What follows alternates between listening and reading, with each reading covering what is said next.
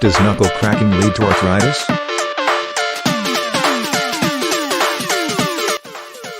People say that it is bad to crack your knuckles. Is it really?